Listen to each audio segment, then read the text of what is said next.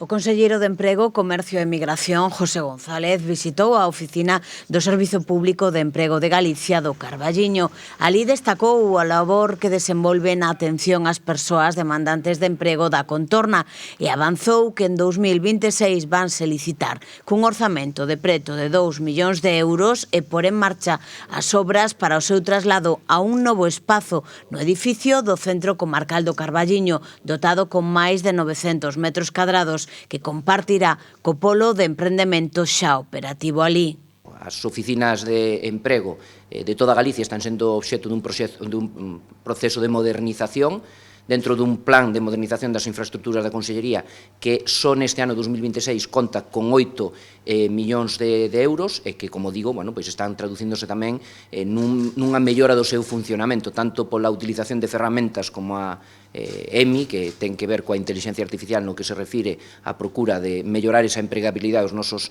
desempregados, como tamén no que se refire, no caso do polo de emprendemento, pois todo o apoio a ese emprendemento ligado ao territorio que estamos defendendo dende a Consellería. Eu quero remarcar que en Ourense temos 4 polos, un deles que está aquí no Carballiño, pois ten atendido xa máis de 330 proxectos empresariais, creo que son cifras moi relevantes. Con respecto ás iniciativas de apoio ao comercio, destaca o desenvolvemento do proxecto Vilas Vivas en Ribadavia ou o apoio á recuperación do edificio histórico da Praza de Abastos número 1 de Ourense, para o que se consignan 1,2 millóns de euros nos orzamentos de 2026 e se reservan outros 200.000 para 2027. O orzamento completo son 1,4, 1,2 millóns no 2026, 200.000 euros no 2027, porque entendemos que vai ser unha actuación de máis dun ano, pero tamén trasladar como compartimos cos parceiros, coa Asociación de Parceiros, que o noso interés é que a Praza de Abastos, ese extraordinario edificio que ten a cidade de Ourense, este aberta no prazo máis breve posible. Se tuvera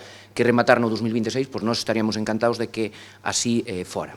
O conselleiro sinala a colaboración coas entidades locais en materia de emprego e formación, que seguirá sendo clave mediante programas como a Prol Rural ou os obradoiros de emprego.